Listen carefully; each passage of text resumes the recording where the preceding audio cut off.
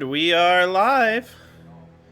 Hello, everybody, and welcome to this week's episode of Unearthly Twilights. I'm going to try to adjust my camera, which is being spotted into position right now. I can also wiggle in my chair. Welcome back to our Invisible Sun campaign here on WebDM's Twitch channel.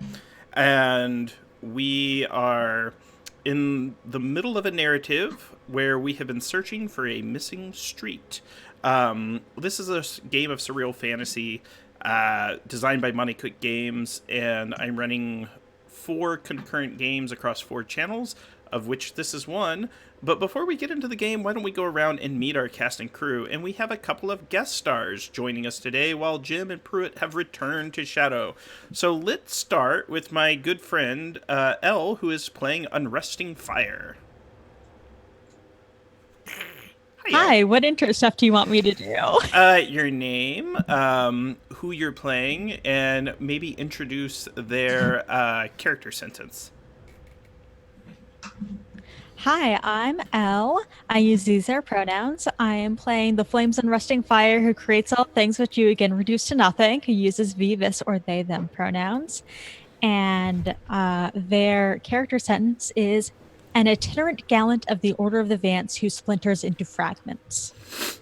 And what is the character arc that your character is currently partaking in?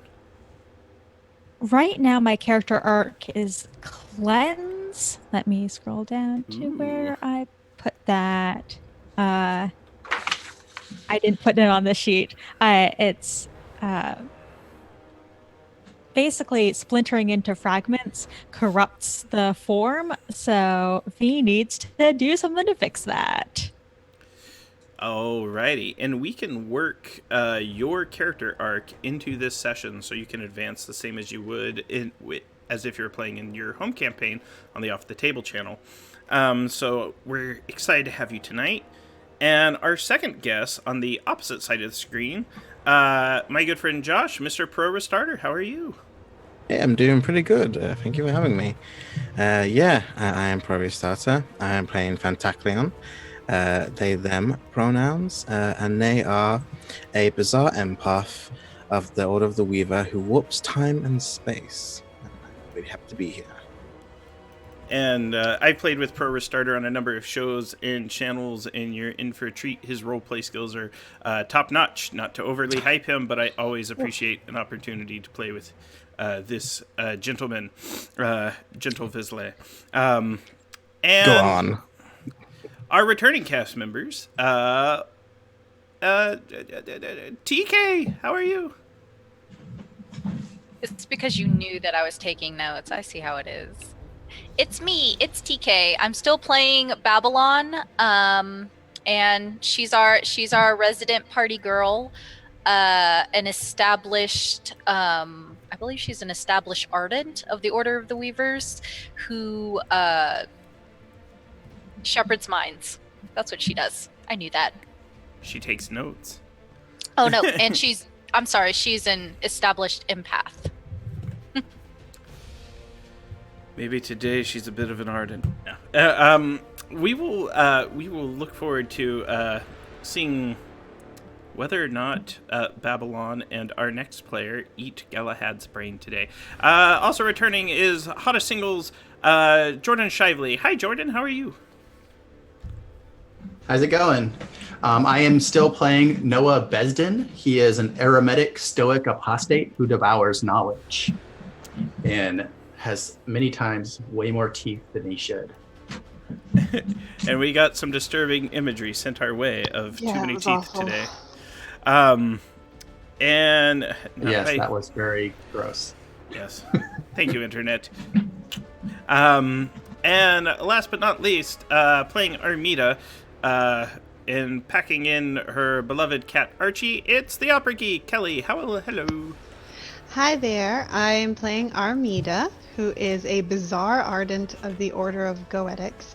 And as Grant mentioned, for both of our guests and the people that might not know in chat, I do have a familiar named Archie who looks like, well, to Vizsla, looks like a hairless cat with 6 eyes. He's very funny. And also currently is floating like a balloon on the end of one of my belts. Yes. And who would like to give a recap of what occurred in our narrative last session? Just the high-level notes. Doesn't have to be a full, thorough recap. Where did the session begin? I'll ask a few questions. This will help guide us through it. So, how did the session begin? You were looking for someone. Who were you looking for? Does anyone remember? Mercy. It was Mercy? Mercy, Yeah. a Visley. Why? Because they had knowledge about the being that had the runes that would appear all over it and can tell you about your past. This is true. This is true. And were you able to find her? Because, We couldn't even find their street they live on. yeah, the street, which rhymes with limerick, but I've forgotten the name. Limerence Street. Limerent. Seems to have disappeared, and no one remembers it even existing. Nobody remembers Limerence Street. Nobody knows but Jesus. No, not even him. And we're going to eat him. Oh my goodness. As the stream gets shut down. What were some of the obstacles you ran into while searching Limerence Street for Mercy and for the street itself? So you're between two streets. Never quite found Limerence Street. What are some of the obstacles you overcame? Got into a fight with a tall stick man who had spiders. Yeah, that creeper. And it was a rectifier. And we're suspicious that he has rectified the memory or altered reality for everyone in that neighborhood to not have that street have existed. It's true. You got into a fight with Mr. Childs, who is roughly 7 feet tall, and you knew very clearly that Mr. Childs was lying about everything that he knew or did not know, and you ended up getting into a scuffle, and he ended up escaping. He ended up hurling his own body away thousands and thousands of yards. So the next question is, after the scuffle with Mr. Childs, was there anything else of interest that happened during the session while searching for Limerence Street? We figured out that Armida was being stalked by something that had like 2 heads. And she only figured it out because she summoned one of her ghost servants and had her stand behind her. And then after we saw that, Galahad seemed to recognize my ghost, and he bought her a ribbon. He bought her a ribbon that he tied into her hair and had a flood of memories come back. And with that, the party resolved to attempt to see if they could find out what happened to Limerence. They talked about visiting the Gerent, who was the local leader of the neighborhood. They knew that it would take them some time. They had some interactions with one Bubbles McPherson, who is a street con artist, and Shitty secrets. it ended. Yes, and it ended with showing up at Noah's house, and a ghost had appeared before the party. Now, I'd like to play out this scene. Armida had gone back to her house. I'd like to play out this scene with the ghost between Babylon and Noah. We're going to assume Galahad has just stepped out because he's going to prepare himself for surgery. And it is at this point the ghost named Thomas appeared. And with that, our narrative begins. Then after this scene, I'm going to allow the party to set the next one so we can involve our new friends who are playing with us this week. So, a small... I did just as a small correction, just for the sake of time. Armida decided to actually go to Noah's house with them, and then she can always summon help from there. Yeah, and as a note too, as far as the game is concerned, Visley are free to take as long as they want or need. when they're seeking to accomplish things. So it could be, yes, you are going to summon the help at Noah's house. I'm curious the type of help. It's like, we need a demon to hold Galahad down while we cut his head open. Poor Galahad. He's not here to defend himself. But alas, a small ghost of a young boy has appeared in Noah's house. And you know that this ghost has been following you for a little bit of time because he has said so. He speaks in his small voice. I've been following you for some time now. Right on the nose. Right, just like that. Excellent dialogue. Oscar nom. All right. How do you respond? We can play out this scene. Armida, are you bringing ghosts into my house now? I've never been to your house, Noah. That's I'm why it's pretty odd sure that your ghosts are here. He's not one of mine. Are you one of mine? No, I saw you down by Mr. Childs and other people down the way. You were looking for Limerence Street, right? Yes. And I will kneel down in front of. You said it was a small child, right? Mm-hmm. Well, he's floating midair, so he's about He's head floating. height. So I will bring Archie Balloon down, so that Archie is like in front of the kid's face also. Do you know something about Limerence Street? I live there. I lived there for some time. But it's not. Do you know how it vanished? I don't know how it vanished. I just know that it used to be here, and now it's not here. And I've been trying to find it for some time, but I haven't been able to. Do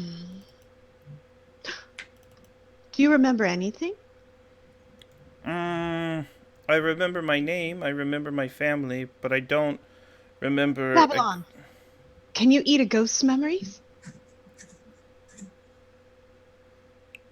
I don't see why we can't try. He seems a little hesitant and frightened, and he's starting to float up towards the ceiling. But wait, you're already dead. Do you remember anything about a Mr. Childs? No, there was no one of that name back when I lived there.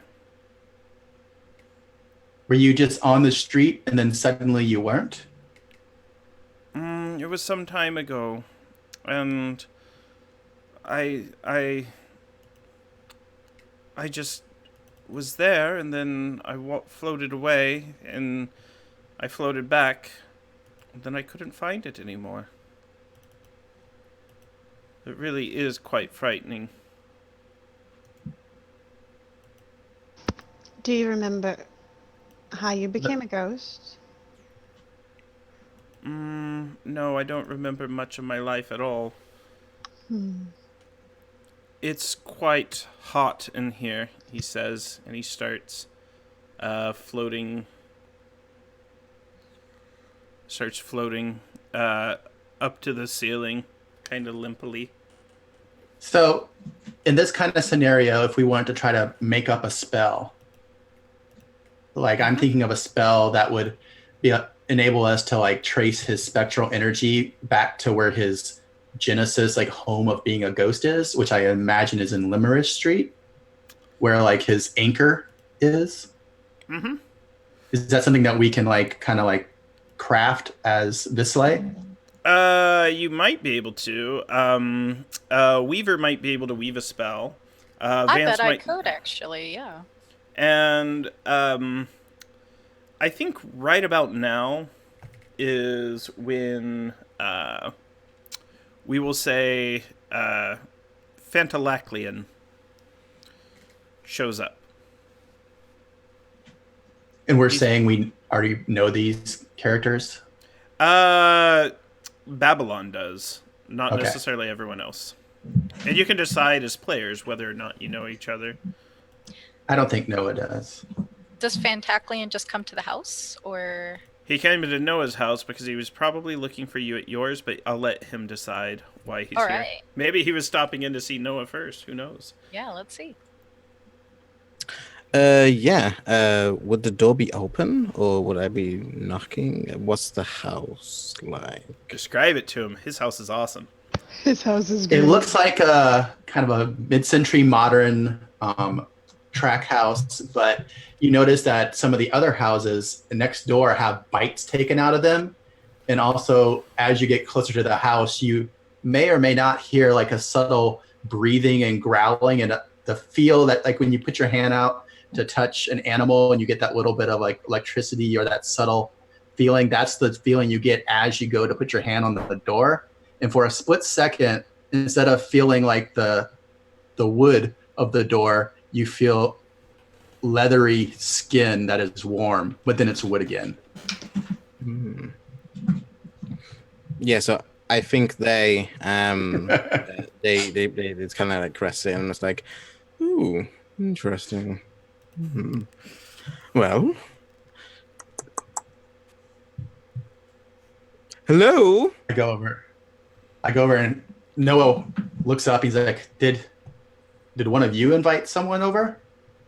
Because no one ever comes over to my house. I mean, Oh. you're the only people I know. I wonder if it's Chad. Who's Chad? Who- I hate Chad. It better Chad is not the be best. fucking Chad. I love Chad. Chad is the best. Is that one of your Babylon. friends? No. Sometimes the things you say make me doubt you. Fine friend. When there's a knock I on the don't- door, the ghost seems frightened and just sort of vanishes. Well, that's perfect. And then Rob- Noah walks over, like annoyedly opens the door. What? Oh, how rude. Can I help you with something? Well, I would hope so. Is Babylon there? Hello, Babylon. Oh, Hello. Of course you're here for Babylon. And he like kind of like disgustedly turns away, walks over Oh to the my credenza, god! picks up a book.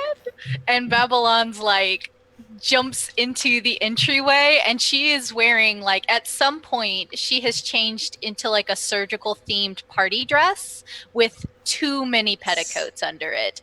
Too many. And she has like a slightly askew like a fascinator that's got like the little red cross on it and everything. And what nickname does Babs have for you? Maybe Fanta. Fanta! You're gonna And, make like me she say does it, like a aren't little you? dance up to the door, and she's like, "How are you? Oh, I'm divine. How are you, Babylon? I didn't see you at my party last week." Well, I was busy with an order. I couldn't really get out, but I hear it was divine.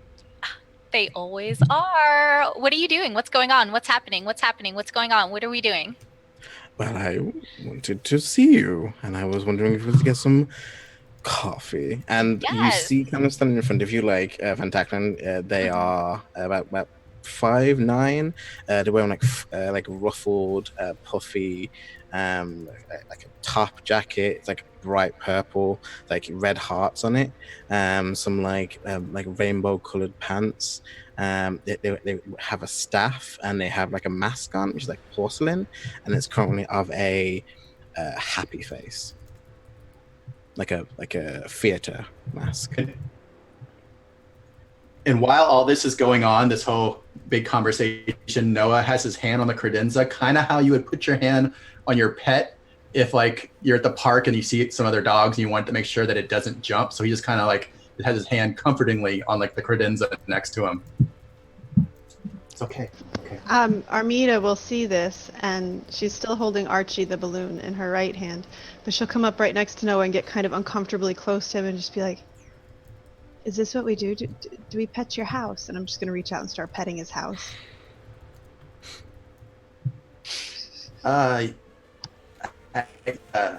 Yeah, it's okay. Actually, a house. Just have to get to know him. So, Babby, about that drink. Yes, absolutely. Noah, do not cut open Gal's head before I get back, okay? Because I'll know. Don't cut up in a head. Check. Thank you. We'll see you later, Armida and Armida's rat. He is not a rat. Archie, tell her you're not a rat. Babs is like already out the door, okay. As you're leaving out the door, there's a huge puff of purple smoke and almost like Nickelodeon slime raining from the sky for a second that splatters on the ground as if someone poured a sloppy bucket from heaven. And where the sloppy pile lands, a door rises up out of the concrete and a individual steps through it. And Unresting Fire appears with a gift in hand for one pseudonym Python. Yeah, V steps out and like looks down at Verarm, and Verarm is made of that chalkboard paint stuff. So V has an address written on it, and says, "I'm looking for pseudonym Python. Do any of you know where they might be?" Yeah, they're not here right now. I'll take the present. Is that a present? I like presents. Are you bringing Babylon's Python just a like, present? who's that? Who's Python? Who is that? You know. Who? No, but who is that though, really? Yeah, who is that? I don't know who that is. Well, I'm No, supposed Noah's looks around. It's like, we know who they are. They're just not here right now. Who is that? Well, apparently she has a date, and I'm supposed to be delivering her outfit. Well, I guess tough shit for them. Just like that. No, there's like so many people in Noah's house right now. He's like, oh god, there's a lot of people in my house. I know who that is. Can I take this? I'll hold it for them. I'll hold it. No, Um, no, I'll keep it. No, Okay. it's fine. Then they're probably there's like this little house. It's really bright pink, and it is like sort of like a birdhouse type of thing. You can drop it off there. That's where they'll be staying. Okay. And with that, it is now into what we're going to call player-directed scenes. So everyone is now in the game and part of the game, and all of you have different character arcs and mysteries you are working to uncover. Unresting Fire's sudden arrival.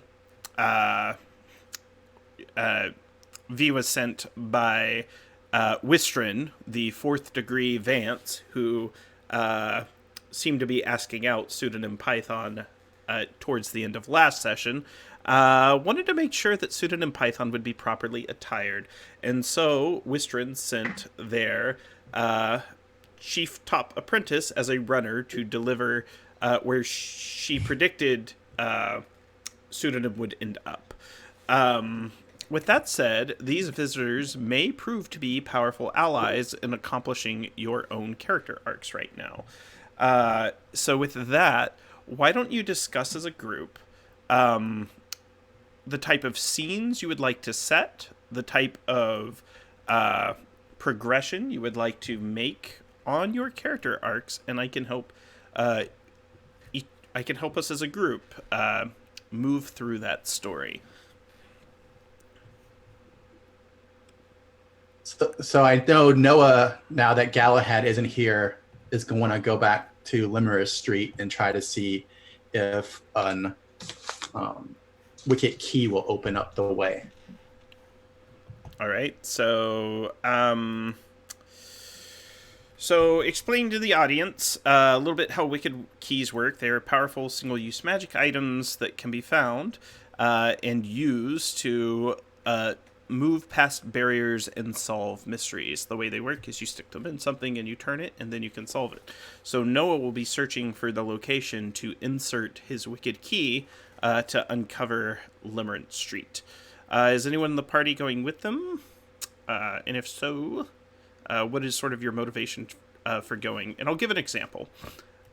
Say one of the players' motivation was to create, and they wanted to finish a spell that their mentor was working on before they died.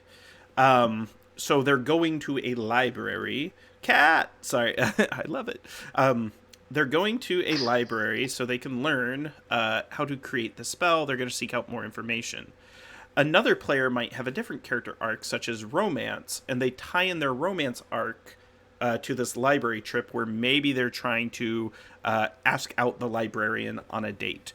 So the characters go, and one's progressing a romance arc, the other one's progressing an information arc, but you decide where and how, and then knowing that your character arcs as well as your forte and your background and your heart determine how you obtain joy and despair.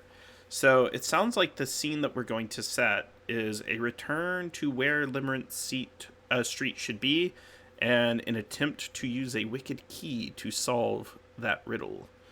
What about the rest of the party? Armida will probably go with Noah because she's still trying to find out more about her background, which she knows is in Limerence Street. Plus, Noah gave her a book, which Kelly knows was to make her leave Noah alone, but Armida thinks it's because Noah wants to be her friend, so she's just going to keep following him around. And I think actually, since in this scene, Babylon was like setting up that they were going to go have coffee and drinks right now. Not that that's what they're going to do for real, but I think Noah in that moment would have looked at Armida and been like, let's go, dude, let's get the fuck out of here. Because he just wants to like do things that establish his search for knowledge. He has no interest with going have drinks just for the sake of drinks. And so here's what we're going to do. And then Unresting Fire has the goal of cleansing, correct? Yep. Which storyline might... yeah, it's like, uh-oh. We're being watched. Which storyline would most intrigue you to attempt to pursue that character arc in? Tagging along for drinks. I might as well go. Now, you do know Wistrin frequents most likely wherever it is they're headed. You might report back to her, but really you're in control and you can decide. I'm intrigued by this street that's no longer there. Ah, then you might be able to help solve that problem. So here's what we're going to do first. I'm going to play a card from the Soothe deck, which we do at the start of sessions. Really, the beginning of this session was a closure to the end of last session. And Soothe cards are divinatory narrative cards that impact the game. So I have played a Soothe card, and my Soothe card is... let's see, card number 11. So this card is... it looks like the Raven card. Ooh. Let's see what information this gives us. So the Raven card, that's the stream key to WebDM, not the card. So I'm going to put this in the browser where it belongs. I mean, I've heard that the Raven wants what you have. He said the thing. I read that in a book somewhere. He said, I saw it on a Twitch stream. It was wonderful. So let's open this up here. Cool. And let me turn on our Soothe deck on the overlay. Turn off the artwork. Apologize for everyone. I thought I had this figured out, but I just have way too many tabs open. And with that, there we go. Yeah. Eventually I need to get this card in the place where I can see it, which is in this browser where I've zoomed in to where my old man eyes can see. So opening the Soothe deck and going to the card, the Raven card. So the Raven card is going to impact magic in the game. This we know. It is a companion card. And what a companion card does is it duplicates the effect of another card in play, which means we immediately play another one. So our effects are going to stack up on top of each other. So I'm going to play another one, and this will be double duty. And this card is card number 41, the Jackal. So we now have the Jackal card out. And this will double up. So it's the Nemesis card. So a Nemesis card gives all of you -1 on all of your actions that you're trying to do. It makes things a little harder for you to do. But if your heart is linked to it, it'll be a -2. And this is tied to mysteries, rats, mirrors, and stone. So if your heart is tied to mysteries, rats, mirrors, or stone, you are more negatively impacted by this card. Yeah, so it'd be a -4. And I might get that wrong. So that would be a -4 for Noah, but he's going to use his thing where he ignores the cards. He apostates right over that. So you're all -2 at trying to solve tasks. So today's going to be a little harder. Now, Soothe deck cards can be played all the time. As scenes change, as things happen, as you take damage, Soothe cards get played. And you deal, or you take into effect the most recent card that has been played. So the very next card to be played will oversee that. So which scene would you like to begin with as a group? Searching to use the key on Limerence Street, or a conversation over food and drink in a location that Fantaclian and Babylon determine?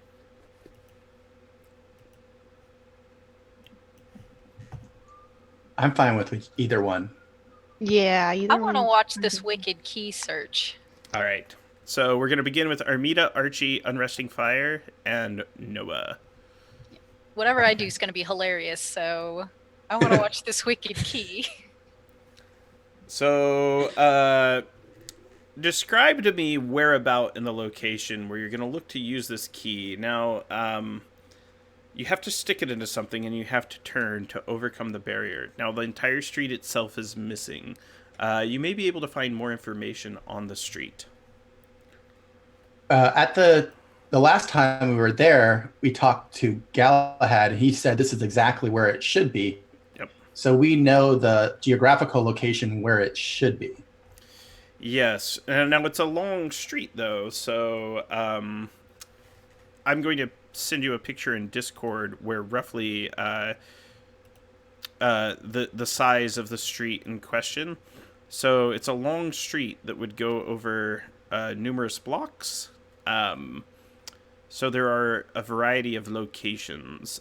You can choose to do it close to where Mercy's house was supposed to be, or elsewhere. Mm-hmm. And ultimately you'll decide. And to make it simple... So I have go ahead.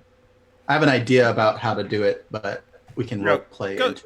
Yeah, go with your idea and talk it out. Talk it out as a party. So talk it out with Unresting Fire and Armida, and then play out that scene.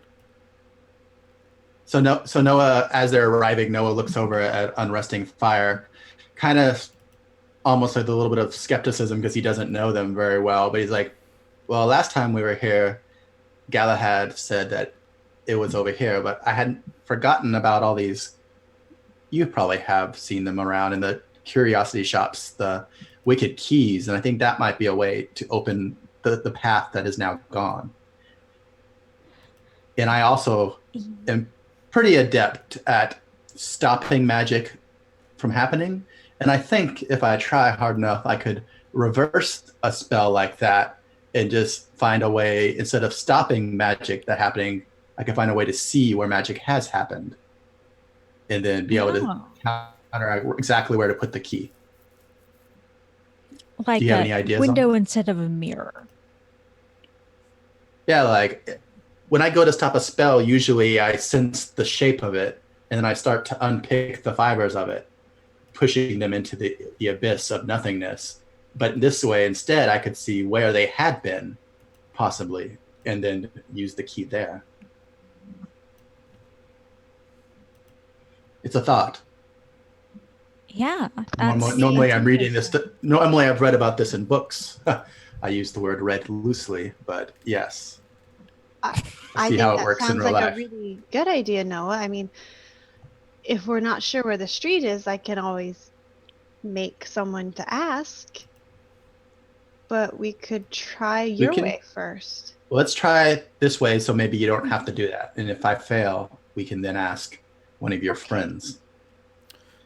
So Noah kind of is standing by the part of the street where they had said the street to Mercy's house would have been, and he kind of just his eyes kind of go unfocused, and you see kind of on the edges of the cuffs of his shirt, little bits of like wavering lines of text start to appear, almost as if they were veins, and they start to like kind of fade in and out, and then he places his hand down on the street, and around it those words start to like bleed out of his skin and into the ground as he tries to focus as if he was going to do a counter spell, but as he's getting ready for it, looking for the magic that he would counterspell, but he just wants to know where this large scale magical event happened, because he's assuming that there was something large and magical that made this street disappear.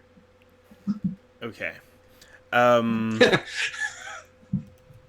And he would not be what wrong. Do I roll for that? You don't need to roll. You're using your wicked key. So here's where you end up, though. So. Uh-oh. Yeah. So you find yourself deep in a deep, dark, wet place. It smells familiar, strange, and distant. And Armida, Archie, and Unresting Fire are pulled there with you. It is completely dark and pitch black.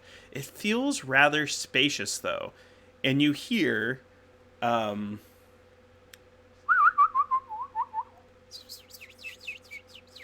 and some fluttering. This is the bird cave. You're in the bird cave! I look over at the two of them. I'm like, well, this can't be good. I have a matchbook. I'm going to light a match. All right. You light a match, and you see all sorts of, like, puffins, egrets, swans, ducks, a few chickens, some eagles, and there's also, like, electrical wires that were pulled out of the sky. There is half a Cessna airplane. There is a dirigible, like a little mini Zeppelin. And there's all this stuff just kind of hanging out in this cave. Noah is standing there for a second, taking it in, and then he kind of looks over at Armida. He's like, I'm assuming this is not Limerick Street. Armida is rather busy because Archie, upon seeing this many birds all in one place. Archie's hairless, but yet he's trying to puff himself up to make himself bigger. So he's just like, yeah! And he's also still flying attached to my belt, so he looks extremely ridiculous.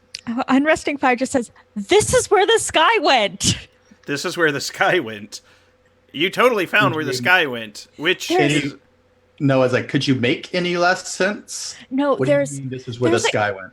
There's a cave in the sky, and this is where the sky that the cave replaced went. Okay. We might be able to find someone down here. As the birds look at you with their blank bird eyes. They seem terrified of Archie, whose kind of eyes are as wide as saucer plates. I'm gonna pull Archie down and like put him right up in my face and be like, listen, can't attack the birds. Not right now. But they smell so delicious. I will flick him in the nose. Archie, you know you don't actually eat birds, you just play with them. I will tell Dan not to feed you for a week. Can I play with them? Can I play with these birds? I promise to behave. You may play with one bird. This is just the food chain. Which bird? One bird. Tell me which bird to play with. I would love to try to see you play with a penguin.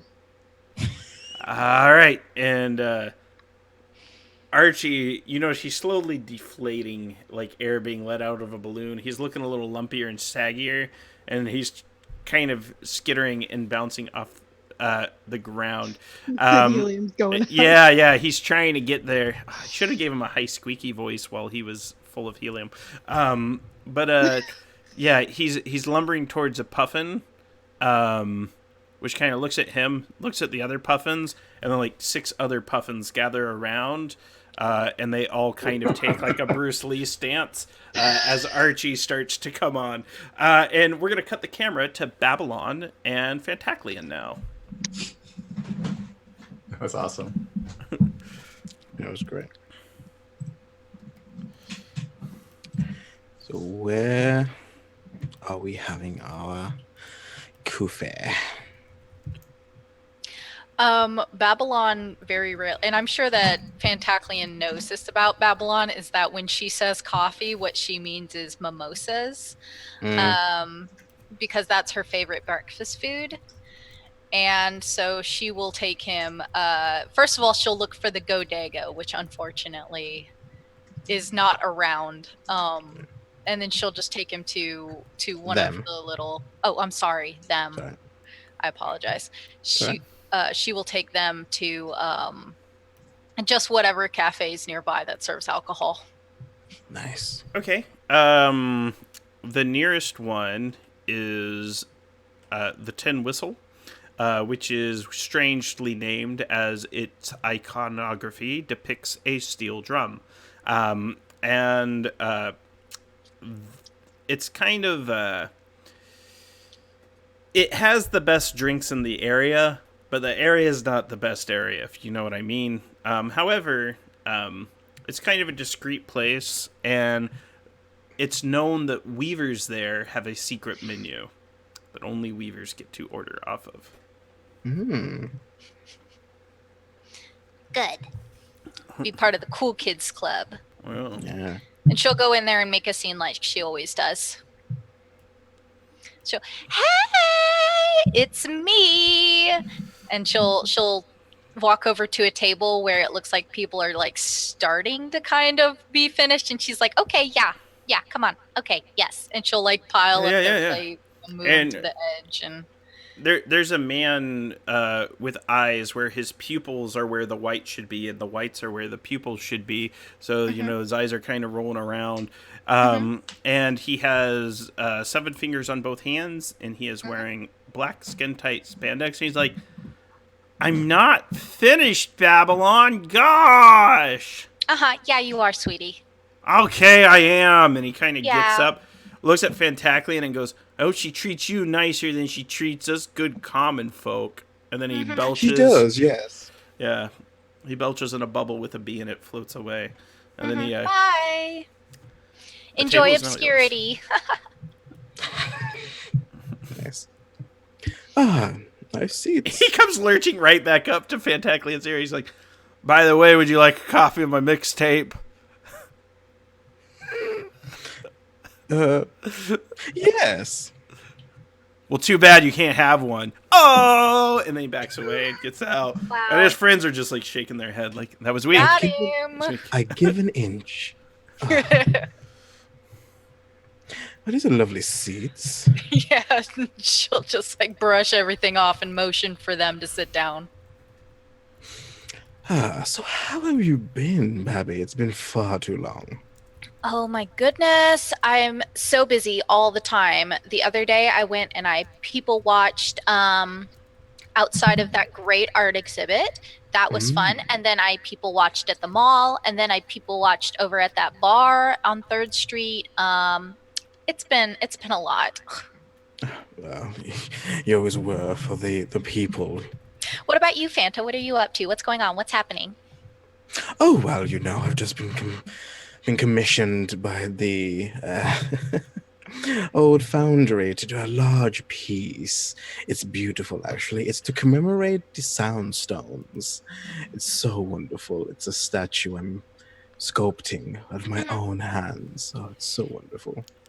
And the thing about Babylon is, like, usually when she has a conversation with people, she doesn't pay attention. She only thinks mostly about herself. But she likes that Fanta is like, she likes that they are like so into their art and the way that they dress. And so she actually does dedicate a decent amount of time like being invested in the conversation between like snapping at waiters to bring her more alcohol.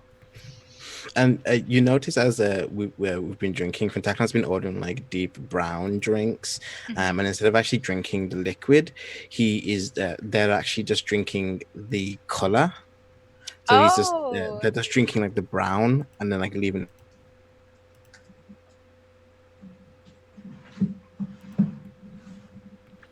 And with that, what do you converse about?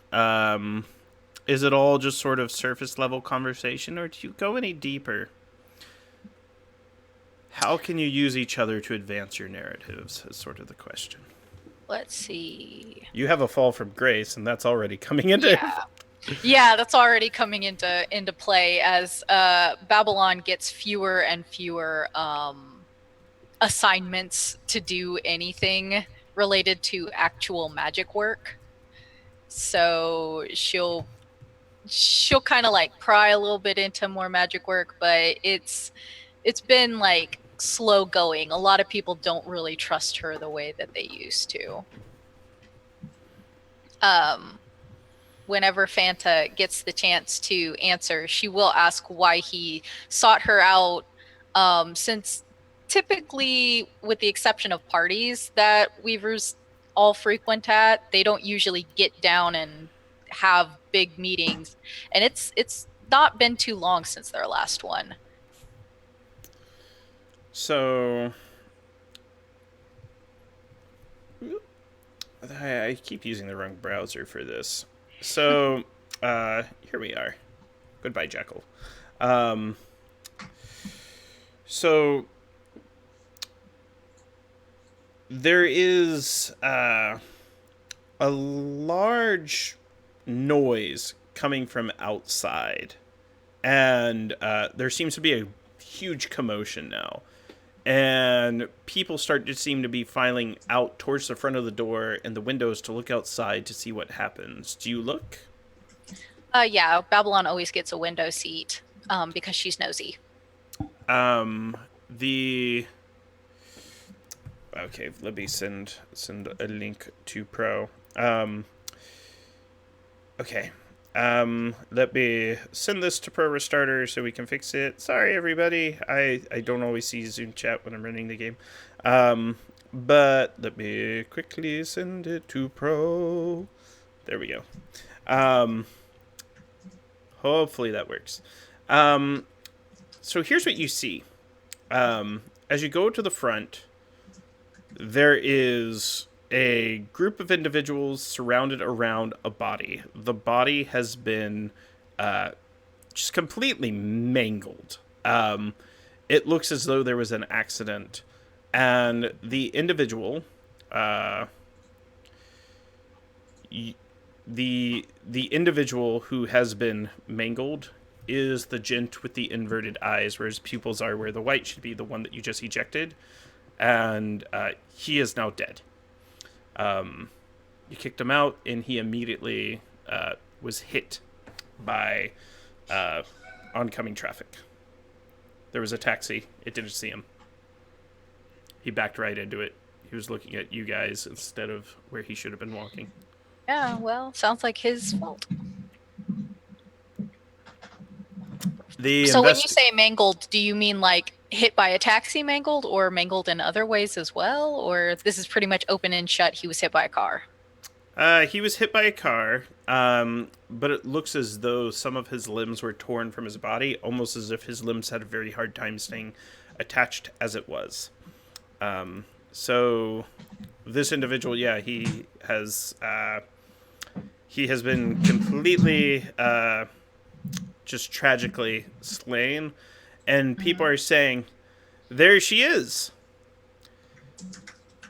There she is." He was saying your name, Babylon. What did you do? I mean, people say my name all the time. I can't help it that I'm popular. Well, he didn't seem very happy about it. Well, that's unfortunate. I would be unhappy too if my limbs were all over the place because I wasn't looking where I was going. Large individuals standing about 6.5 feet tall. They have gold skin, black boots. They're wearing red jackets. Their jeez. faces are blank, and they are carrying clubs, are coming down the street. It's just The wizard cops. Yes, and they're coming and they're making their way for you. Now, to bring Pro up to speed, So sorry. no worries. Not your fault. It's not your fault. It's Babylon's. The guy she kicked out got hit by a taxi. Because he wasn't watching where he was going. That's hardly my fault. He wasn't watching. Sounds like where he was going. already had problems to begin with. We all got problems. Mhm. And now, Well, he doesn't anymore. He's dead. a group And of now enforcers. I am Fanta, and Fanta is me. Now, Pro Restarter. Let me double click on this to get you where you need to go. There you go. Do you remember when we played the brief one shot, and there were a group of enforcers that swatted down all those illustrated tattoos? These same enforcers are coming down the street now that there has been a death in the middle of the road, and the individual's final words were Babylon. Oh, that's not good. Let's see here. Sounds like his final words should have been like, "Oh no, a taxi! Please don't hit me." I mean, or like, oh no, watch out. Yes. So, could I rewrite his words instead of them coming out as Babylon? Because I warp time and space. So could I warp that last second where the air expelled and says Babylon, and just says Marmalon? Marmalon! Let's see if we can make this work. So, what we're going to do now is we're going to look at the forte of this. So your forte is warped time and space, correct? Yeah, and I'm a weaver. So there's I'm trying to. Let's see what it says. I'm opening up my PDF. I'm going to move there. I'm going to jump to that page on page 132. And warps time in space. So what you can do now is, and you can use it for two different things. You can make a container that's bigger on the inside, or I think the higher level is the extra moment. That's a third level one. No, so currently what you can do, now you might be able to weave. We might be able to weave a spell. That's what I was trying to do, yeah. Because, see here, I'm just trying to find, because I had to reload my No worries. Aggregates. So I'm trying to find one that yeah. Most likely infinite that I'm going to be weaving, because that's duration. Yeah, the challenge right here is you have to change the memories of all these people. Mm-hmm. Maybe it's time, so you're going to try to reverse time in memory by 2 minutes or so and just kind of swap that memory. Yeah, because hate is time and infinity is movement. Okay. So I'll probably take the hatred that he probably had in his last minutes for Babylon that's still lingering in the air. This deep red. I'm just going to just grab it and tug at it. And I'm just going to put my hand out, and it's going to kind of just glimmer in almost like a starry pattern. Like I'm literally just touching infinite, and I'm going to just weave that motion, and I'm going to kind of wind them together, and it's continue to twirl them around my hand, take out my pocket watch, and then just rewind the pocket watch. Okay. So this is going to cost you 4 sorcery points. I've decided, and there is some resistance to all of this. So you're going to have to make a task roll where we roll a 10-sided die, and you're going to need 1 success. And the task difficulty for most people is a 1, but there's someone here where the task difficulty is a 4. Mm-hmm. So you'll need a 4 or higher. And I can spend sorcery, right, to lower that? You'll lower it by the venture of... Okay, so let me see how this works. So the ability of your spell will lower it.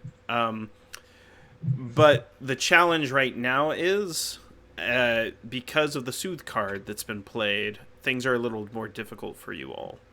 And so because of the difficulty of that, you can use sortilege to roll multiple d10s, though. Okay, cool. Yeah, that was it. Cool. So I'll probably spend probably 2 sortileges. Okay, roll 3 I'm dice. just trying to get my thing, and then 3d10.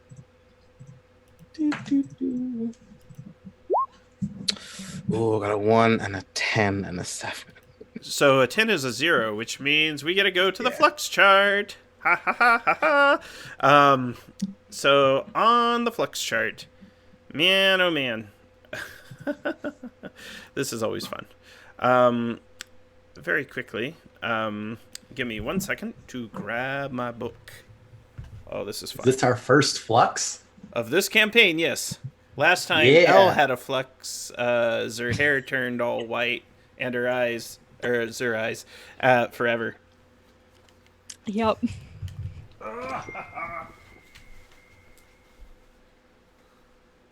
And something is going on with my internet or something, because things aren't loading. It's weird. Can we cast at the same time? Is that a thing we can do? Do y'all know? Yeah, it could have been happening each other. Yeah, I'm just wondering if we can like cast something at the same time, or if that's weird being weavers. Like if that would You make might be things able to. harder. Depends on how compatible you are with art. Penn and Teller are pretty good at doing magic at the same time. Would you put yourselves in their category? I mean, they've been doing it for like 20 years. It'd be interesting if they get tangled together, the weaves. Yeah, that's what I was wondering, because unfortunately my aggregates are diamond and lust, and lust's absence is hatred.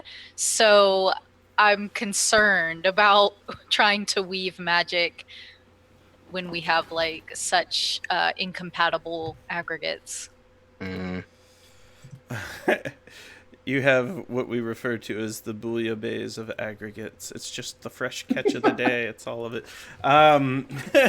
So you did succeed, but with a consequence. So the consequence is a secret that only you know that you keep inside your brain has gone into someone else's mind. Oh, that shit. person is Babylon. Oh, no. Babylon got a secret from you. So Sounds win-win for me. what I'd I like know. you to do, what I'd like you to do is to give a secret to Babylon. Now, Babylon, you're going to get a point of joy, I believe, for learning a deep secret of another Vizsla, particularly one that you have a pre-existing relationship with, such as At the Fantac. cost of somebody that I consider a friend. Mm-hmm. Bamboozled again. Yes. They don't know that you know the secret. Alas. But they have changed time. The dying individual said something else. Marmalon! Yep, Marmalon! It was like, excuse me? People were just confused. And Babylon also receives an acumen for the fall from grace, beginning that and advancing it.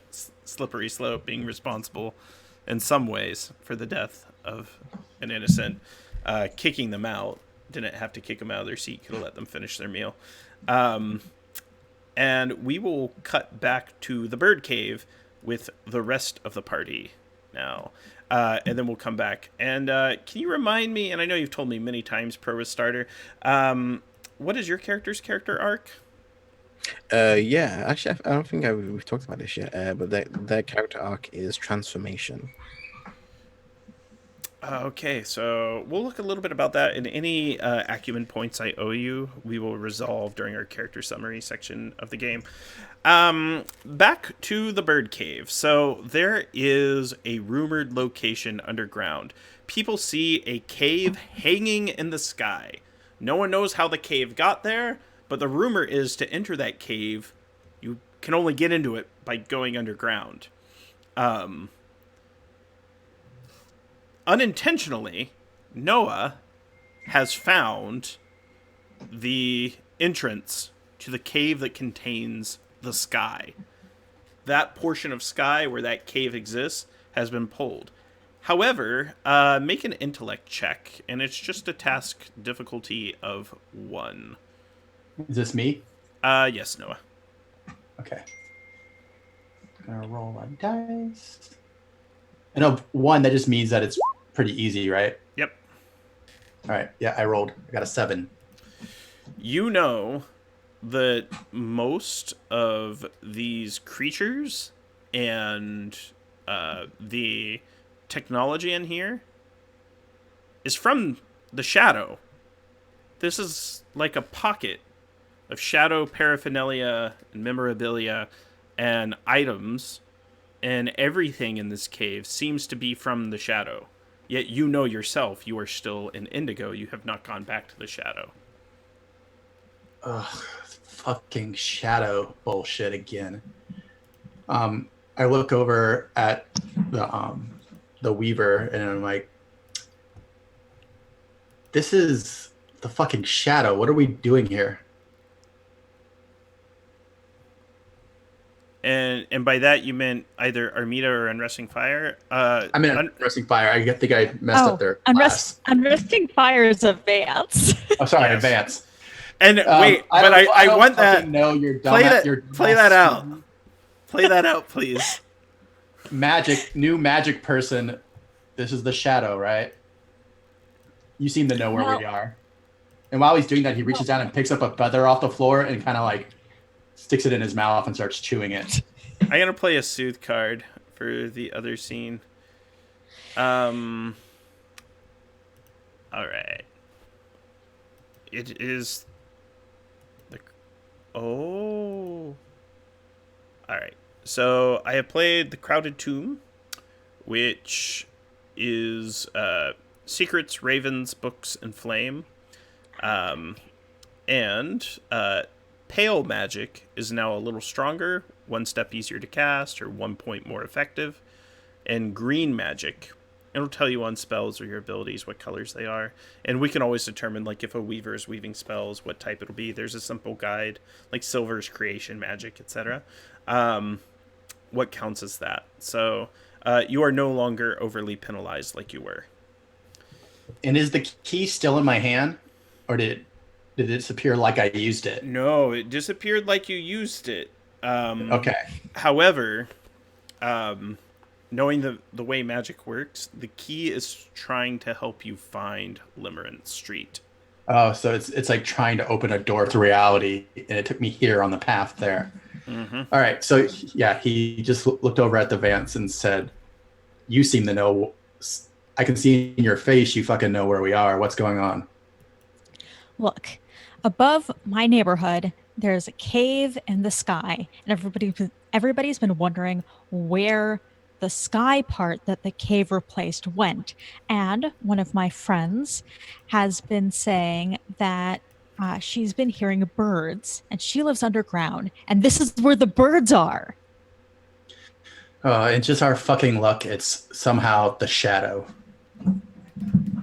Well, And Noah's still chewing that feather as he does this, trying to absorb like knowledge out of it, of like how this got here or what is going on here.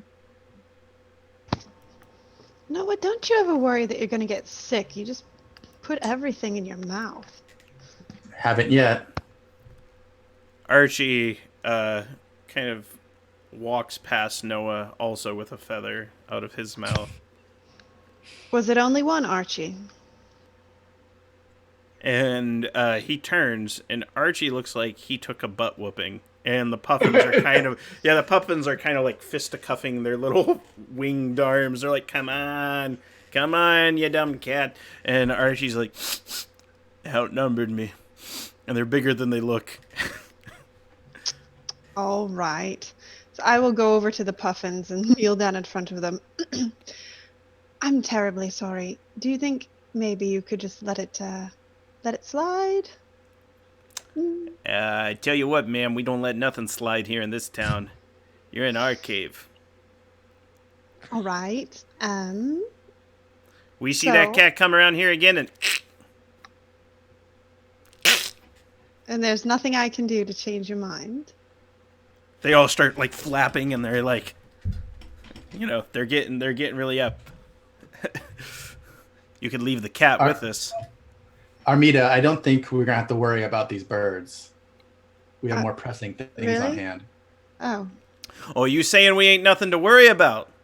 Big guy, with your exactly what I'm saying, bird. They just beat up my cat. Person. Posable thumbs, and you can see multiple colors. Mr. Big Shot. Noah kind of just like looks up as if he's like trying to like get composure, and then he kind of just waves his arm like this and uses barrage to send them flying. They all go flying back. We're not even gonna roll. Just the puffins are like spiked into the wall. They kind of go out of sight. Remember, it's just kind of like a single match, and you just see these like little phantom. It looks like something out of like a '90s first-person shooter where it's just like game over for the puffins. All right, so shall we continue? That is really impressive, Noah. We all have our things we do. I can't talk to trees. I thought your thing was to eat Yet. things. Do you also intimidate birds? Is that also one of the things you do? Me? No, Noah. I do, says Archie. You got him, Noah. That was great. No, you don't understand what Archie's saying, but Armida All can you hear is that. meows, yeah. Meow, meow, meow, meow, meow, meow, meow. I know. I thought Noah was very impressive too, Archie. Meow, meow, meow, meow, meow, meow, meow. Extremely. Meow. This actually sounds like conversations I have with my real cat. Yes. So, Unresting Fire. This is some place you've been trying to get to. And if I brought us here by using Wicked Key, then it is still probably trying to guide us to Limerus through this cave. Right. And we can't see farther than a match, so we just need to go forward, I think. Can I use my okay. So the secret thing, the heart thing, the thing that I can do is I can shroud myself in flames.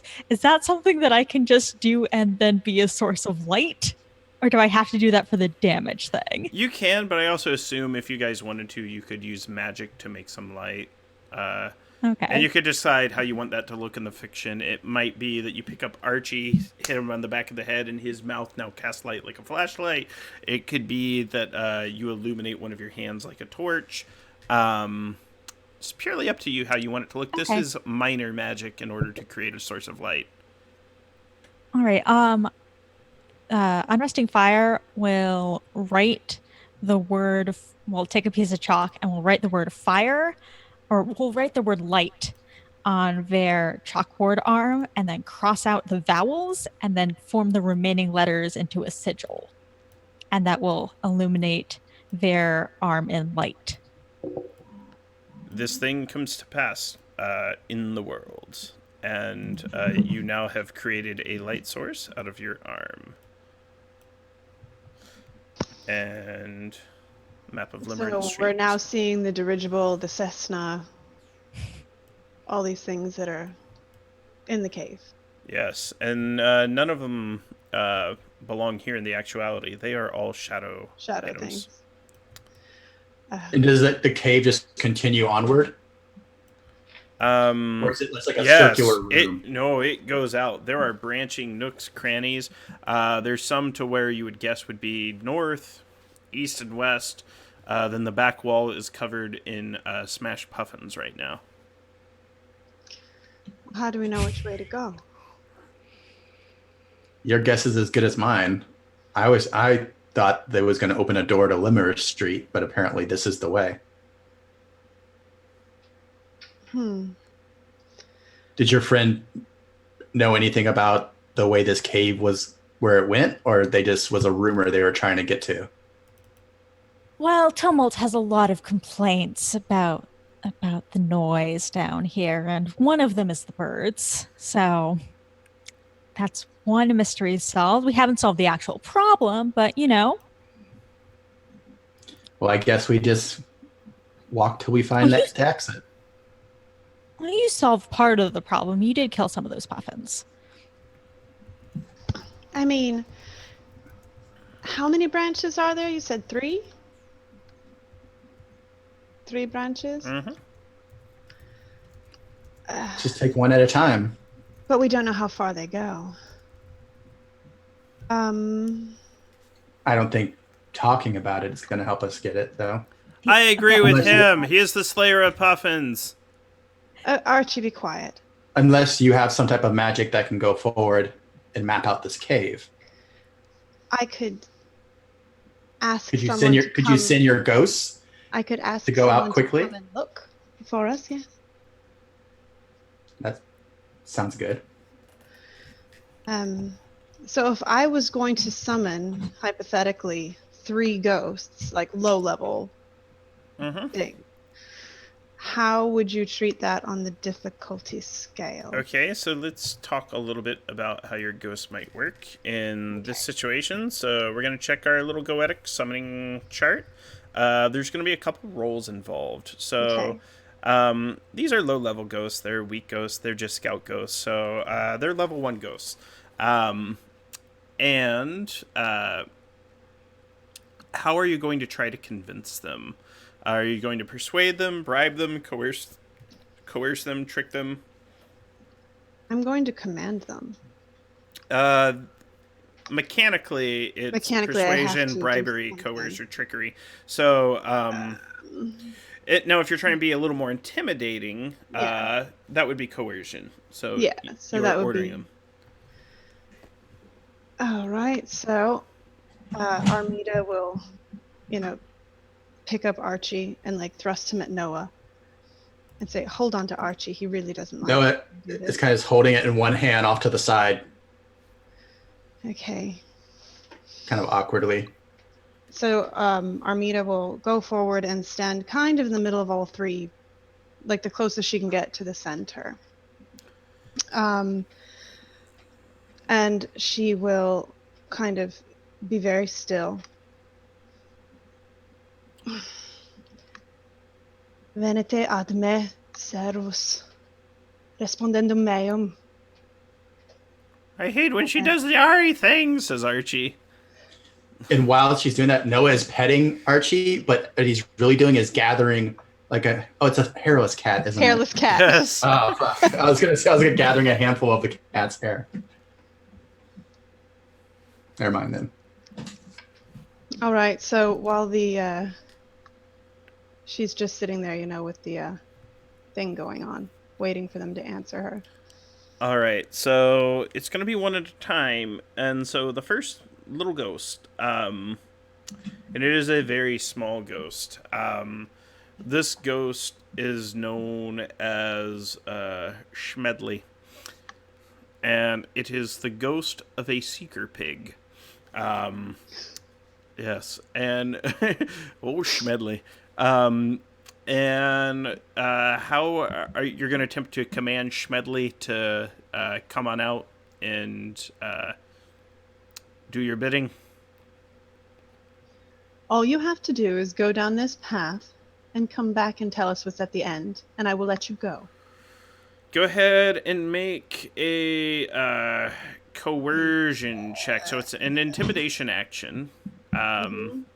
Actions aren't particularly difficult right now. And you just need a 1 or higher. Oh, God! What did you get? All right, A I guess flex. I will spend a sortilege and re-roll it. Okay. Stupid. There. And like the ghost pig appears, spectral pig goes shooting down the hall. While you're doing that, go ahead and summon your second entity. Well, the spell was to summon all 3 of them, so I'm assuming they're just popping up one at a time. Okay, so they're all a little different, right? They're not like a cluster or a ghost union. These entities are all slightly different. With that said, make one last roll for 2 of them. And these are little level ghosts, and just get a 2 or higher, and we'll assume that you come out. All right, yes. So, so the next ghosts are summoned. One is a short little demon with a big old gut, who comes from the red, essentially the domain of destruction. He appears, smells horrible, and he's like, all right, and he charges down to the north. And the last demon is like him, except he's purple instead of red in color. So he kind of moves like Axl Rose moving like a snake instead of running down. So he kind of does this weird wibble wobble. And as they leave, you notice they leave little glowing footprints that stay where they've run. Now, Schmedley's just shot off like a rocket. I've never gotten a pig before. That's a new one. Schmedley. Now, they disappear for some time. And one Noah of them... shifts the cat to the other hand and awkwardly holds it out to Armida. And... Your thing. Would you like me to take the cat? Yes. Archie's just flopped onto Noah right now, just I love you and we should be lovers. And with that, we're going to cut camera to Babylon and said that to Pantaclian. Noah? That's creepy. Armida is just going to look at him in this terrified way. Saved him from the puffins. He won't remember tomorrow, but today He won't. So meanwhile, Pantaclian and Babylon, who have changed the memories of many people in the area. What secret has Babylon learned of you? Oh, do I have to? You don't have to. Okay, yeah. They sent it privately, so Okay. I do know a secret. You don't Can get to you know, you don't get to know. Can you send it to me? For $10 a month on our Patreon, you can know all of Pro Restarter's secrets. What deodorant he uses. $10, yeah. It's a steal. Number 6 will shock you. Number 6 would shock you. But 5 make it like you. There you go. Happy Christmas. Or Kwanzaa or Yom Kippur. Since that's today. I just learned an hour ago. It's not anymore because the sun is set. Oh, JK, is the sunset here? Yes, it's gone down. Was that sent to me on... okay, I see. Yeah, it's on Zoom. All right. Happy Christmas. He's on brand with some channels. All right. So let's continue to play out your scene and advance your arcs. As we've seen. So there was a death on the street. People are confused as to why this individual got up from their unfinished meal and have run off into traffic and passed away. Marmalade, it's crazy. Tragic, really. Who knows what illicit substances this person was probably on. He was on no substances. Speaks up a man from the crowd. Well, I'm sorry for your loss. You clearly didn't know him as well as you think. He looks over at the gold skin enforcers and looks kind of back at you, then back at the enforcers, and then he takes off down an alley. And you notice as he takes off, 7 spider legs grow up from out under him, and he starts walking away. Is this a run or is this a brisk walk? It's sultry, whatever it is. Cool. So is it a sultry run or is it a sultry brisk walk? He's not running, but he is quickly moving with authority. Yeah, you better run. I'll always remember guy in chair. Yeah, that's very sad for him. We should check his body to see if he has any next of kin written down in his wallet. I mean, and I gestured to the gods. Oh. Well, why don't we go for a walk away in that direction? Just Yes. points literally any direction. "Oh, look, here's a bench," and I like sit down and like, "Will you join me?" Yeah, and she like awkwardly tucks all 6 layers of petticoats like under her, and so when she sits down, it's like a birthday cake has toppled over. Nice. Fantacleon goes into his jacket, goes into their jacket and takes out a paintbrush. They, unlike the hand breast, they just like paint like a little miniature like wing symbol and like a dove.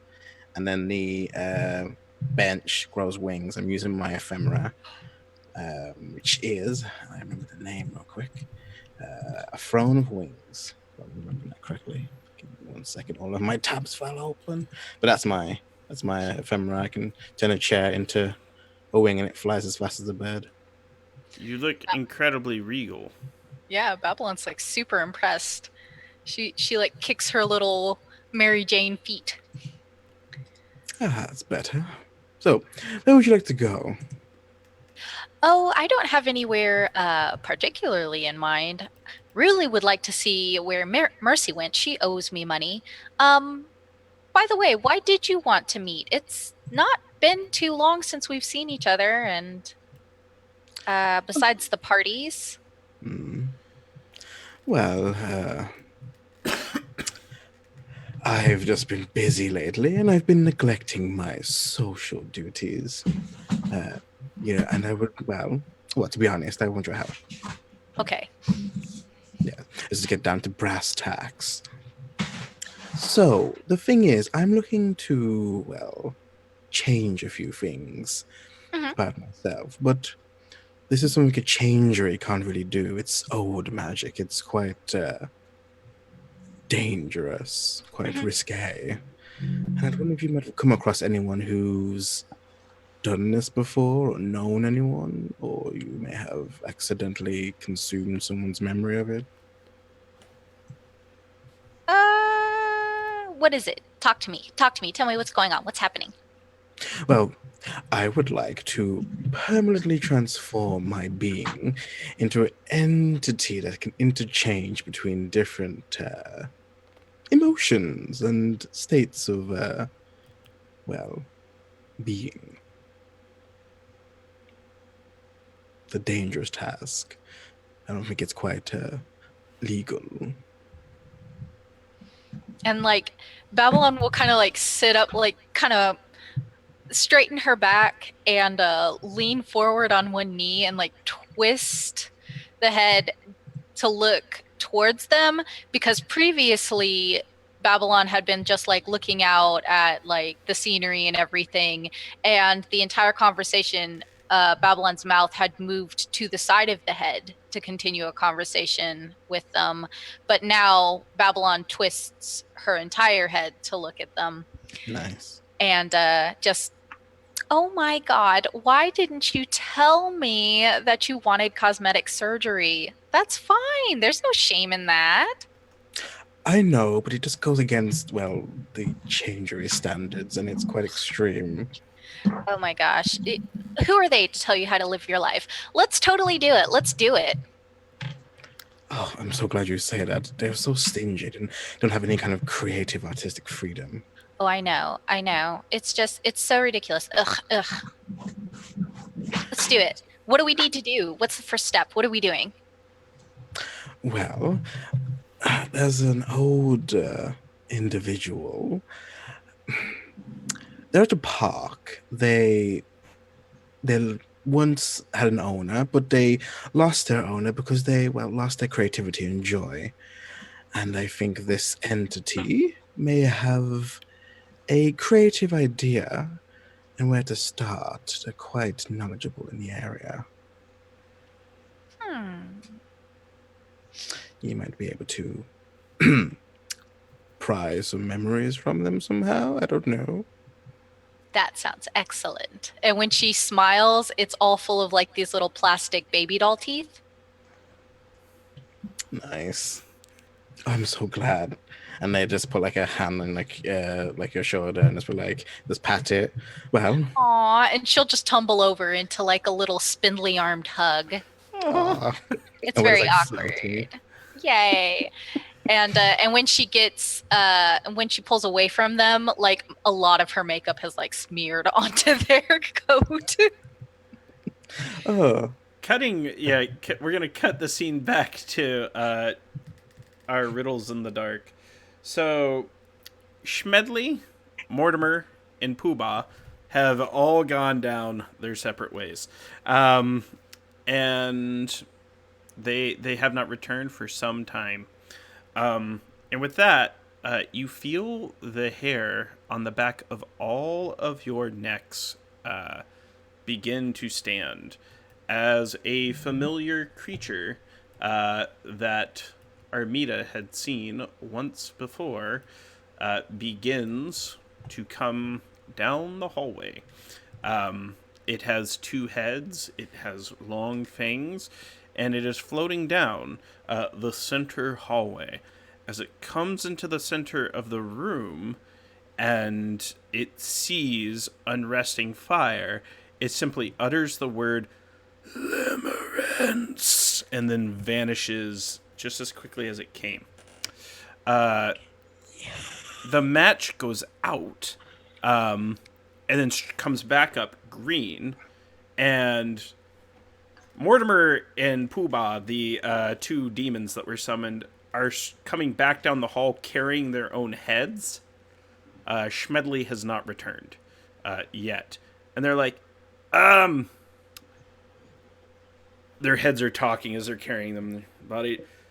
There was a guy down there, and he didn't like us very much. I'd like to go home now. The same guy was down 2 different tunnels. They met. We ran into each other. The middle one and the right one, they meet. Did you see any way They out? meet and then they loop back this way. Well, no, they kept going in deeper, but as we got down there, the thing with the face is plural. Yes, plural, says the other one. Where's the pig? The pig isn't back. We think you need bigger demons if you're dealing with something like this. Perhaps I misjudged you. Probably not if you figured, wormy demons. Yeah, we're kind of wormy. Their little heads are like belly button height as they're holding them. Almost like a kid would hold a small bucket of Halloween candy, just trying to feel how much the chicken actually weighs.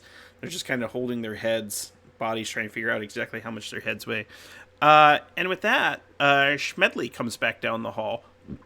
Ree! He seems joyous. Ree! I think we're going to go with where the pig was. It seems like the better choice. The pig dips its nose into a small pool that's on the ground. The reason the pool is here is because a cloud has melted and formed a small puddle. The cloud was pulled out of the sky.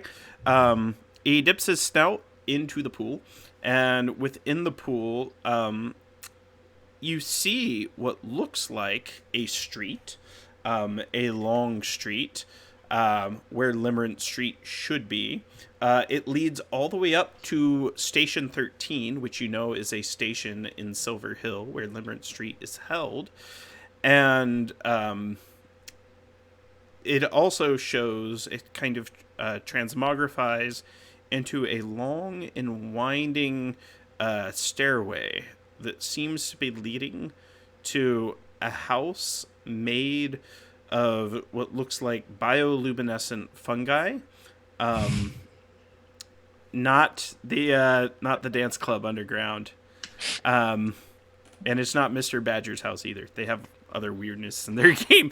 But I was waiting for Mr. Badger to show up this week. Hello, I bring gifts, and throw trash at everyone.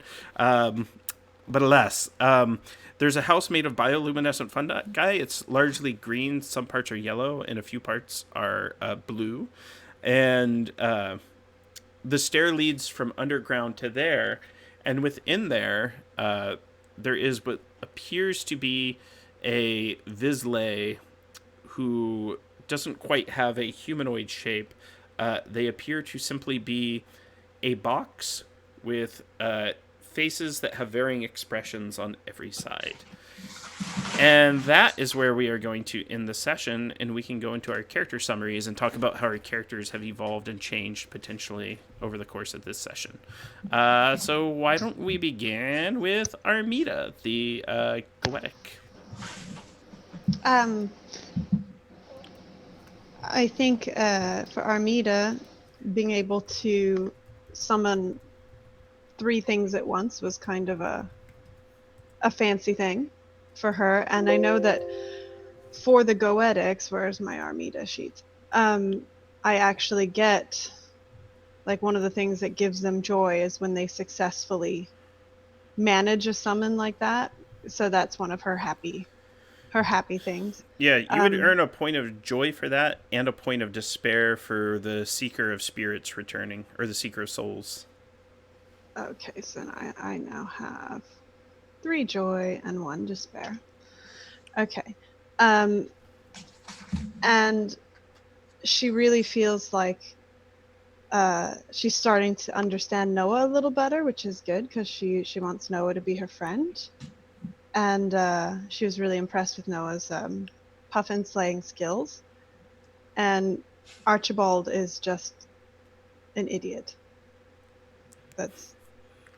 That's what she's learned about her cat this session. Got roughed up by the puffins. Yeah. How about Babylon? How has Babylon changed from session beginning to end? Babylon has changed in that besides Galahad, there's not too many Vizsla that she really cares, first of all, to be seen in public with, let alone go out of her way to assist.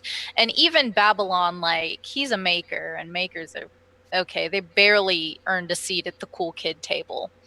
But another weaver has asked for Babylon's assistance, where Babylon doesn't typically get a lot of assignments or a lot of respect in the weaver circle just in general.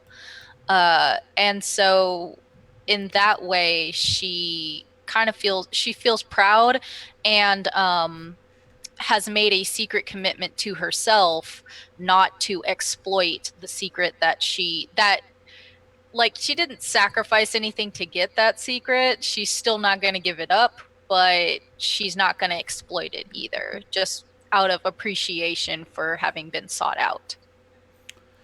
And you definitely earned a point of acumen for your further descent into your inevitable fall. The next step along the way is beginning to lash out as others treat you poorly, and you treat others poorly as you continue your descent, and then eventually you'll hit rock bottom. I mean, that's her MO, so it's almost no arc. And let's also slide over to Jordan Shively, Hottest Singles, who's playing Noah. How has Noah changed over the course? I think Noah is starting to get used to being around people more, because he's not like a misanthrope. He doesn't hate people. He hates, like, society. So as he's getting to know these people, he's actually starting to be like, oh, I kind of like talking to people about things. You know, he still has his secret goals, and that he'll do pretty much anything he needs to get there. But I feel like is starting to enjoy, like, Armida's, like, weirdness with her cat and stuff. It's beginning to become endearing to him. Can you refresh my memory what your character arc was? Was it Uncover a Secret? Yeah, Uncover a Secret, yes. While you haven't learned the location of the god of the universe and the ability to eat them in their brain yet,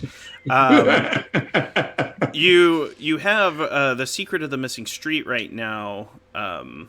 You are beginning to research essentially what's going on. So you also have earned a point of acumen during this sort of research phase and beginning to investigate proactively. You didn't...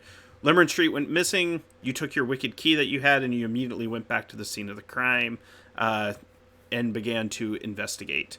Now, for those in chat that might wonder about our other players who are not here, they're playing in what are called side scenes, where they're playing the game with me through text message, Google Docs, private voice chat, and their stories are advancing as well. So they're also receiving acumen, joy, despair, etc., depending on how those stories go. And let's also talk to our guests, because they're also earning experience in advancing their own character arcs within Across the Actuality, of which this show is but one. Let's start with Elle, who is playing Unresting Fire. Yes, hi. Unresting Fire really likes seeing other people do magic and like how they cast spells. So it was really interesting to watch Noah work in that way with the Wicked Key. Also, good to know where the birds are. At least that they're underground. Have confirmation on that now. Don't know where the caves meet up, but hey, know where the birds are. What is your character arc? My character arc Cleanse? is Cleanse. Yeah, it might not have earned any there, but you No. did get to find a mystery of your campaign world, the bird cave, the cave with the birds. Cleanse what? Something has been So- contaminated by foul magic. Yes, splintering leads to physical corruption of form. It's simply a fact of life for a splinter. Okay, so you want to try to cleanse bad magic? Yeah, What you see as bad? yeah, basically their like thing with splinters is that they usually have some piece of their clothing or hair is a dark blue color, and their hand is starting to turn this dark blue color, and that's starting to spread. Okay. So that's worrying. Yeah. Be interesting that's somehow connected to Galahad, who is disappearing. Yeah. What Mhm. if they're going to the same place? But the same thing is starting to suction away the magic. Yeah. They're going to Disneyland. So Maybe they're somewhere in Armita's house. The ultimate There horror. probably is somewhere in my house that is also doing this crazy stuff. So- I Wherever can't the- possibly wherever the find all pets the go. spots in my house. So you earn an acumen by beginning this character arc. Essentially, after you play your first session, and your character arc becomes known, and you're able to name what the threat is. That's when you actually receive that acumen. Now, some people might wonder what acumen can be used for. It's like an experience point that can be used for, say, buying new spells, buying new secrets. Secrets being special abilities. You can use them to earn modalities. You can use them to add additional words to your character sentence that are in books that the players don't have access to yet. There are lots that you can use with those experience points. Likewise, joy and despair also are a form of experience that can be used to increase your abilities in different ways. Last but not least, we lost Pro Restarter again. Yep. It's 1:15. Sorry. Yeah. Their Oh, no. Zoom keeps crashing. I don't blame him. Oh, Pro. My dude. Poor guy. Let's see if we can get him back. We are moving into the outro.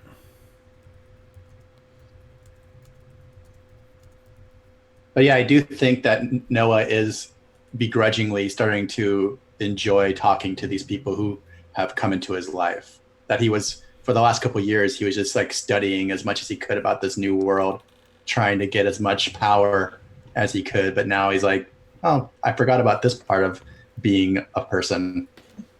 And the cat seems to like him a little bit. No. Yeah. It's because he slayed the puffins. Yes, Archie seems to have taken a fondness to Noah. At some And I point, don't think he was trying to kill the puffins either. He was just like kind of like, it was like more like an annoyance wave kind of thing, and then it just happened. at some point, I'll probably have to figure out if Archie likes someone enough, another Vizsla enough, if they will also start being able to hear Archie speak. So Or maybe I need to find a spell to speak to Archie. yeah. So one of the things that I'd like to talk about now is what would be next for your characters. So as they finish this session and they've sort of finished this leg of their story, what their next steps are, whether they're trying to find the house that they saw in Schmedley's oracular vision, or whether or not they are going to continue to explore in the sky beneath the world, which is this cave system underground. But before we get there, Pro Restarter's back. Welcome back, Josh. Yeah, I'm so sorry. My Zoom just keeps messing up. I have to keep restarting my computer. I'm so sorry. I don't think it's you. I think it's Zoom. They've done some updates recently that have been a little weird for some configurations. That's an easy way of me passing the buck. So my question for you, Pro Restarter, is how has Fantaclian changed from the beginning of the session to the end? And we can talk about how that relates to your character arc and whether or not you earned any acumen during the adventure, but also what Fantaclian's goals are going to be after this, because Fantaclian will be back on Saturday playing in Invisible Sun. Okay. Same town. They are still in Fartown, just a different neighborhood and a different storyline. Yeah, I think Fantaclion. I think they found it hard to kind of open up and was using a go through to kind of lubricate the situation with alcohol to kind of get something done. So I think they're trying to become more trusting in others and being more open, and allowing others to help them. And you can take the information you've learned from this session and apply it into the other campaign group. It's the same world. Those below do notice in the light in the room, written on the ceiling of the cave, it does say the chamber man was here. Oh no! Oh yes, the chamberman has been below there as well. I hate that guy. Yeah, he's not very well liked. And with that, let's talk about what the characters are going to do at the end of the session, because we'll move from narrative mode and action mode into development mode, where your characters can spend as much time either studying or learning new spells, spending your points on matriculation. But let's go ahead and start, and you all can talk as a group. Outside of Unresting Fire and Fantaclian, who are going to begin to pursue other goals as part of the other campaigns. But let's talk about how Babylon, Noah, Armida, and eventually Python and Galahad will continue to pursue information. So when we saw the house, did Armida recognize that as Mercy's house? Armida never saw Mercy's house. It is not Mercy's house at all. I thought you had been there before, but No, okay. No, I got given a Galahad card by had. somebody. Oh, and he's not here. Yeah. So that was like a pool that we could go into to get to the house? I think No, he it was was a vision. using like a water reflection It was a vision. to show us what he But saw. now we know how to get there from the vision? Yes, you know that there should be a stairway down here in the cave system that would lead you there. I think Noah definitely wants to look around this cave a little to see what is here on our way to there. I mean, I don't think I'd want to go down the two paths that the demons did. I They think lost I their would, heads. Yeah, I think I'd rather go down the path that the pig did, and look around as we go. But at least going down that way, we know we have an end in sight. I mean, we have to deal with this thing that's stalking you eventually. But eventually doesn't have to be right now. True. Yeah, I would rather, or Armida would rather have a little bit more powerful entities at her disposal before she faces off to something like that.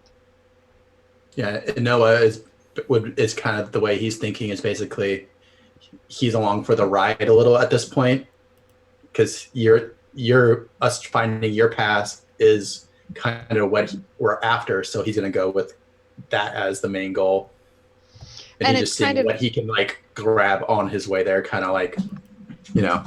yeah, it's kind of nice too, because with the way you get to do side scenes and everything else with this, I've managed to sit with Grant and actually figure out what that past is that we're uncovering.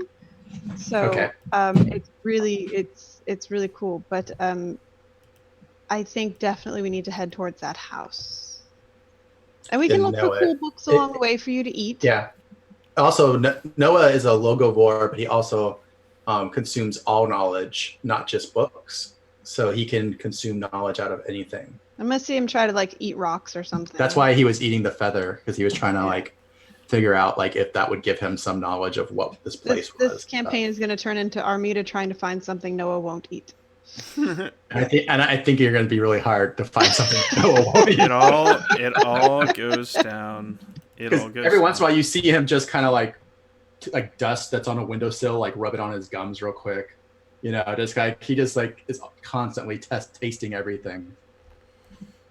So, with that, we'll also have to tie in the thoughts of Galahad and Python in the things they learned as well. So we'll move to the Discord and we'll discuss all the various things that we've learned. There's opportunities to spend your experience points to learn new spells and things of that nature between sessions, as well as we'll replenish ephemera that's been spent, etc. Incantations will be learned, which are like one-use magic spells that are in your brains. And with that, let's go to outros. So let's start with special guest number 1, Pro Restarter. Where can we find you online? How do you enjoy the session? Hey, yeah, I enjoyed it a lot. Sorry for the tech issues. You can catch me on twitch.tv/ProRestarter, where I stream throughout the week. I also stream lots of other people's channels as well. Go on to my Twitter @ProRestarter to see when I'm streaming, who I'm streaming with, and when I have to reschedule. And yeah, thank you for having me. It's been super fun. Love playing with everyone. Love the game. I can't wait to play again on Saturday. So I'm spoiled this week. And TK. It's me. It's TK. I write spooky stories on the internet. I know. I got makeup on my hand, and then I was like immediately distracted. They could I was be like, spiky, "What's going spooky on?" stories, though. Man, October's just around the corner. This is Halloween Eve. Your Anyway, spooky stories are great. yeah, spooky stories on the internet. If you like free spooky stories, go to tkjwrites.com, or TK joins the fray on Twitter, or don't. I'm not your dad. If you like role-playing games, I'm here. I play role-playing games here at this place. Tomorrow I will be playing a special role-playing game that is not the usual role-playing game that I play here. Sunday I'm on the D&D network playing Hell's Bells with an all-tiefling party, playing my fancy prince boy. And now on Tuesdays I'm on Don't Split the Podcast network playing Demon Plague. It's fun. That's all I have to say. I'm leaving. Goodbye. Goodbye. And Jordan Shively playing Noah. I also write weird things on the internet, the hub of which you can find on the Dread Singles Twitter account, which is @HottestSingles. You can also find me sometimes on Twitch at Twitch Jordan Shively. Then I also design t-shirts, and you can find all of that stuff on voidmerch.net. And you can find some of my writing that I do for role-playing games. Most recently, I wrote for Spire, which is by Grant Howitt. And upcoming, I'll be writing for City of Mist. So those are a couple of things I do. Grant Howitt is the greater of the two Grants. I love that guy. Been playing his games for a long time. They're great. Yeah. I won't go through all my favorites on this stream, but maybe another day. And Kelly, the Opera Geek. Hi, I'm Kelly at the Opera Geek on Twitter. You can keep up with all my antics there mostly, or you can also find me as the Opera Geek also on Instagram, Facebook, and at kellybutler.com. which also has my performance schedule when I am doing the performing thing, which is quite often. As far as streaming, you can, of course, find me here on Wednesday nights, being as weird as possible. And you can find me on Wednesdays from 2 to 5 on the Greyhawk channel, playing Brelinda, who is Greyhawk's singiest bard, on Mordenkainen's Path of the Plains. Oh yeah, and I'm the Opera Geek on Twitch. Pretty much the Opera Geek everywhere. It's just kind of on brand. That's me. And last but not least, the incredible Elle. Thank you for playing with us tonight. Hi, I had a great time. You can find me on Twitter at occasional L. Thursday, tomorrow, 6 p.m. Eastern, I'm wrapping up the first arc of my Dungeon World game that I've been running at twitch.tv/harpydora. Last time, the golem punched their way through a stone floor, so that's where we're starting. And next Friday, I'm going to be running a game for Welcome to the Party's a fundraiser for the Trevor Project, 4 p.m. to 8 p.m. Eastern Standard Time. I'm running Paranoia. It's a phenomenal game. I will also be participating in that charity event. I will be running playtest material from Absolute Tabletop Shadows over Drift Chapel Kickstarter. Some of you may have gotten a sneak preview of Laugh Love Lindy, who I think is in chat, tearing that setting apart. It was great. It was hilarious. But I'll be playing with Rudy Rutenberg from Maze Arcana, Laura Lania from the Nexus Spiders, Kika Vio from the Greyhawk channel and Off the Table, and many other shows, as well as Nomadic from the Hexes and Bows podcast, as well as the Greyhawk channel, Scraticus Academy, Grimjack, etc., many places. So we have a great cast coming out for that charity event, and we're going to tear the house down, raise money for a good cause. These broadcasts are supported through my Patreon, patreon.com/Grant R. Ellis. I'm an independent content creator for tabletop role-playing games with an emphasis on 5th edition Dungeons & Dragons and Cypher system. I'm running 4 concurrent Invisible Sun campaigns. It's a very new system that we're learning to get the hang of. The players are given lots of control over the narrative, where it goes and what will happen. We wrote out a list today of all the weird things so far that the players from all the different groups have injected into this campaign. Tune in tomorrow night. I will be running Shadows over Drift Chapel for the WebDM crew from the cast of Land Between Two Rivers, while WebDM Jim is away. And thank you all so very much for the subscriptions and the follows, and for participating in chat, and letting us make the world a little stranger. So goodbye.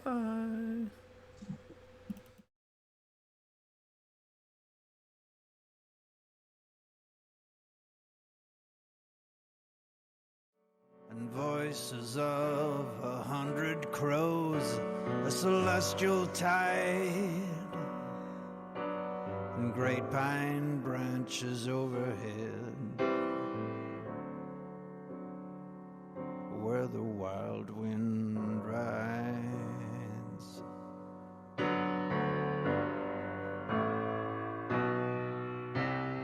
All things rule here, campaigns of a lost year, and dungeons darkened waves of light, and ecstasies of questing nights. How the wind revives us here.